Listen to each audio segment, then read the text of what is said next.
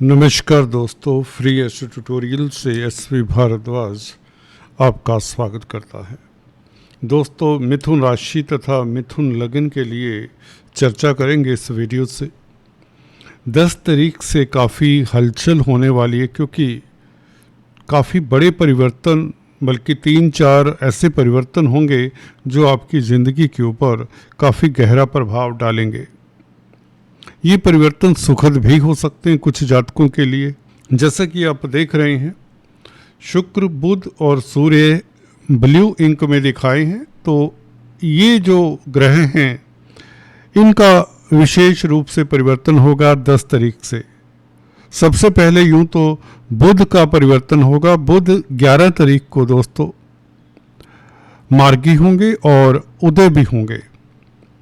उसके साथ साथ 11 ही तारीख को एक बहुत बड़ी घटना होगी। गुरु शुक्र ग्रह युद्ध में होंगे। दोनों ही ग्रह 19 डिग्री पर होंगे, जिसे हम कहते हैं प्लैनेटरी वार की स्थिति। देवगुरु बृहस्पति बुध के घर में है, शुक्र के साथ में आपके लगन में है, और शुक्र जो कि अपने मित्र के घर में है, डेफिनेटली गुरु के ऊपर हावी हो सकते हैं इस ग्रह युद्ध में। दोस्तों, उस ग्रह का जब ग्रह युद्ध होता है, हालांकि ये 2 ग्रह हैं, 3-4 ग्रह भी इकट्ठे हो सकते हैं सेम डिग्री पर, तो उस वक़्त उस ग्रह का पक्ष ज़्यादा फेवरेबल होता है। बलाबल कहीं तो उस ग्रह का काम करता है जो ग्रह मित्र क्षेत्रीय हो या मित्रों से दृष्ट हो, मित्रों के संग हो। यहाँ पर शुक्र मित्र के घर में है। बुध के शुक्र मित्र होते हैं, तो 19 तारीख को शुक्र का बोलबाला रहेगा। इसका क्या प्रभाव हो सकता है, इसके ऊपर अभी टिप्पणी करते हैं। सूर्य का भी परिवर्तन दोस्तों, यूं तो 17 तारीख को केतु के साथ जा मिलेंगे, परंतु अपनी राशि में होंगे। ग्रहण जरूर लगेगा सूर्य को, किंतु परंतु जो भी है उसके ऊपर टिप्पणी करेंगे। कहाँ से आपको सतर्क रहना है सूर्य के गोचर को लेकर। केतु की अगर आपकी महादशा अंतरदशा है तो खासकर आपको वाचफुल रहना होगा, या सूर्य किसी तरह से आपकी दशा अंतरदशा चलती है सूर्य की, तो भी आपको ध्यान देना होगा। तो ये 3 ग्रहों की स्थिति। इवन 21 तारीख को एक और परिवर्तन शुक्र का, 21 से लेकर 30 तारीख तक शुक्र बुध के साथ रहेंगे। एक और परिवर्तन, बुध 30 तारीख को सिंह राशि में आ जाएंगे। तो काफ़ी सारे परिवर्तन हम देख रहे हैं इस ग्रहों के उसमें। ये 3 ग्रह काफ़ी हलचल पैदा करने वाले हैं। इनका फलादेश जानते हैं दोस्तों 2 मिनटों में। आपसे एक गुजारिश, पहले अगर आप पहली बार हमारे इस चैनल से जुड़े हैं तो कृपया करके सब्सक्राइब करने के पश्चात बेल आइकन दबाएं, यही आपसे गुजारिश है। पहले आपके राशिपति लग्नाधिपति बुध की बात करते, कुमार ग्रह की। बुध क्योंकि सबसे पहले 11 ही तारीख को उदय होगा और मार्गी होगा, आपके लिए काफ़ी सुखद रहेगा, खासकर व्यापारी जन के लिए।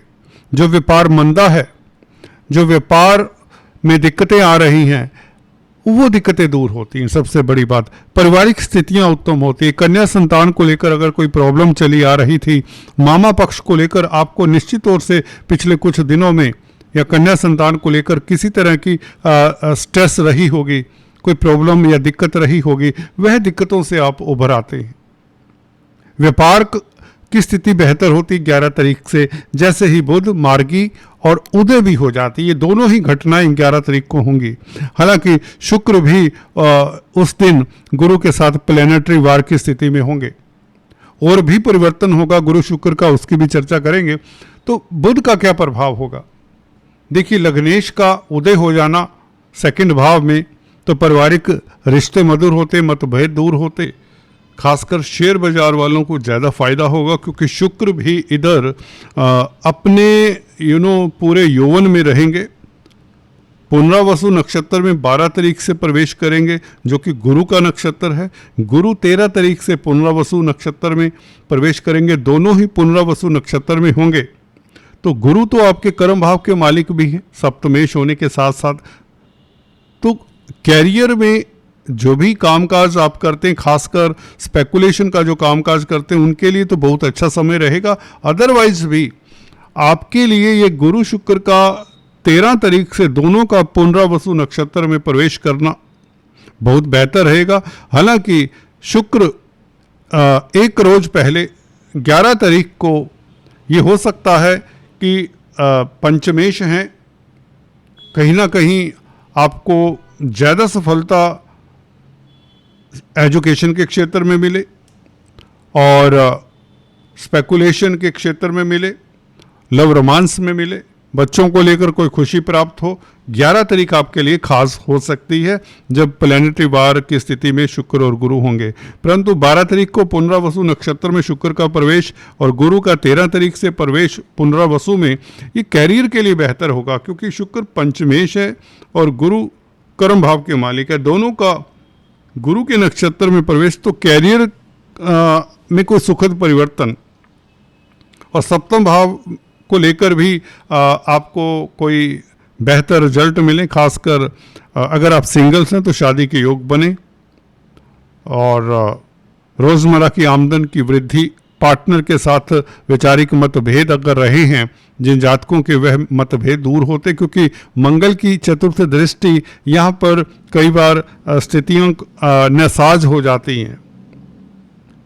परंतु क्योंकि मंगल भी 11वें भाव के मालिक हैं, तो इसलिए मंगल का प्रभाव कोई बुरा नहीं होगा, क्योंकि गुरु की राशि को मंगल देखते हैं चतुर्थ दृष्टि से, और गुरु शुक्र भी पॉजिटिव रहेंगे, बिकॉज गुरु 10th लॉर्ड है। तो 10th लॉर्ड का अपने नक्षत्र में होना तो आपकी इज्जत मान बढ़ती है, और कहीं ना कहीं आपको राजनीति में शासन सत्ता में लाभ होता है, उच्च पद तक मिलता देखा गया इस तरह के योगों में। ये गुरु शुक्र वैसे भी 2 शुभ ग्रह लगन में बैठे हों, जहाँ पर गुरु तो दिग्बली हैं, तो आपकी प्रतिष्ठा बढ़ती है, उच्च पद मिलने के प्रबल योग बनते हैं।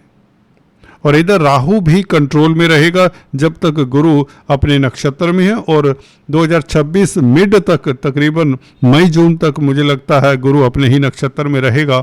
एक साल भर राहु की उदंडता अगर किसी को परेशान करती है, जिनकी राहु की दशा अंतर्दशा है, वह नहीं करेगी, क्योंकि राहु अगर आपके भाग्य स्थान में कोई क्रूर ग्रह हैं, राहु का गोचर क्रूर ग्रहों के ऊपर से, जिस तरह से शनि का गोचर, नेटल प्लैनेट अगर क्रूर ग्रह हैं, नेचुरल मैलिफिक हैं या टेम्पोरल मैलिफिक हैं, उनके ऊपर से गोचर शनि राहु का अच्छा नहीं होता।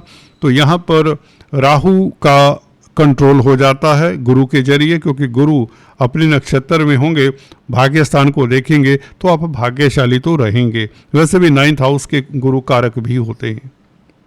हाँ, विदेशी कामकाज में सफलता मिलने के योग बन जाते हैं इस गुरु के और शुक्र के परिवर्तन के कारण। 21 तारीख से लेकर 30 तारीख की बात करें तो बुध शुक्र लक्ष्मी नारायण राजयोग बनाएंगे 2nd हाउस में। शुक्र कर्क राशि में प्रवेश कर जाएंगे, पंचमेश लग्नेश का संबंध होगा, तो अगेन 21 से 30 तारीख भी स्पेकुलेशन के लिए अच्छा, लॉटरी के योग बनते, राजनीति में सफलता, स्पीच से आपको लाभ हो, और सौंदर्य प्रसाधन स्त्री वर्ग से लाभ हो, स्त्री जातक से लाभ हो सकता है, पत्नी आपकी मददगार हो सकती है किसी न किसी मसले को लेकर। तो बुध शुक्र का 21 तारीख से 30 तारीख तक योग धन की स्थिति तो बेहतर करेगा ही, आर्थिक स्थिति निश्चित तौर से आपकी बेहतर होगी, क्योंकि 2nd हाउस होता ही धन का है। तो यहाँ पर पंचमेश का बैठना लग्नेश के साथ, चतुर्थेश के साथ, तो जमीन जायदाद प्रॉपर्टी संबंधित कोई भी प्रॉब्लम है, कोई भी सिचुएशन है जो आप हैंडल नहीं कर पा रहे थे, उस सिचुएशन में से भी आप उभर पाते हैं। प्रॉपर्टी संबंधित कामकाज जो कर रहे हैं उनको भी सफलता मिलती है। और इधर सूर्य तृतीयेश हैं अपने ही भाव में, तो ये अच्छा है। केतु जरूर यहाँ पर थोड़ा खलल डालते हैं, जिनका केतु या सूर्य का महादशा अंतरदशा है, उन्हें अड़ोसी पड़ोसियों से दिक्कत हो सकती है, थोड़ा एडजस्ट करके चलें, टेम्परेरी फेस है। सरकारी तंत्र में जिनका कोई मसला है कोर्ट कचहरी का, या जिन्हें सरकार से भय, अथॉरिटी से भय है, उन्हें इस अवधि में केतु के उपाय कर लेने चाहिए। केतु के बीज मंत्रों का जाप, ओम केम केतुवे नमः, कम से कम 1 माला जाप, और काला सफ़ेद कंबल, 2 रंगी, जिसमें काला रंग भी हो सफ़ेद रंग भी हो, अगर आप किसी भिखारी को दे दें शनिवार के दिन तो अच्छा रहेगा। काले सफ़ेद तिल मिक्स करके मंदिर में दान करें या शिवालय में चढ़ाएं, जल में मिक्स करके काले तिल ये चढ़ा सकते हैं। काले कुत्ते को कुछ न कुछ खिलाएं, ये भी बेहतर रहेगा। चींटियों को आटा शक्कर ही डाल दें। जो भी उपाय आपको आसानी रहती है वो वह कर सकते हैं। सूर्य के निमित्त आपको सूर्य को अर्घ्य देना चाहिए। पिता समक्ष जो भी लोग हैं उनका आदर करना चाहिए। और अगर आप सरकारी क्षेत्र से संबंधित हैं तो बॉस के समक्ष कम ही जाएं। राजनीति में है तो अपनी वाणी का उपयोग करें, दुरुपयोग ना होने पाए ध्यान दें, नहीं तो कहीं दिक्कत हो जाया करती है। और संडे के दिन गुड़ गेहूं इत्यादि का दान करें तो अच्छा रहेगा। कुल मिलाकर यह गोचर अगर देखें ऑल इन ऑल बहुत बेहतर है। धन की स्थिति बेहतर करता है, आपका दाम्पत्य जीवन अच्छा होता है, परिवार में स्थितियां अनुकूल रहती हैं और कहीं ना कहीं कैरियर में बेहतर बदलाव देखने को मिलता है। राज दरबार से सम्मान, उच्च पद मिलने के योग और स्पेकुलेशन से 11 तारीख को प्लैनेटरी वार वाले दिन ज़्यादा फायदा हो सकता है, क्योंकि शुक्र का चलेगा प्रभाव पंचमेश, लगन में बैठा हो तो लॉटरी के योग, स्पेकुलेशन से लाभ और लव लाइफ भी बेहतर रहेगा। स्त्री वर्ग से लाभ होगा, किसी स्त्री के कारण या पत्नी के एडवाइस के कारण आपको काफ़ी लाभ हो सकता है। तो अपनी भार्या, अपनी पत्नी का 11 तारीख एडवाइस आपके काम आ सकता है। So be careful, this is going to be very fortunate period for you. बहुत अच्छा पीरियड है। आज इतना ही, फिर से मिलेंगे। तब तक के लिए सब्सक्राइब करना मत भूलें। अगर आप पहली बार इस चैनल पर आए हैं तो सब्सक्राइब करने के पश्चात बेल आइकन दबा दें, यही आपसे गुजारिश है।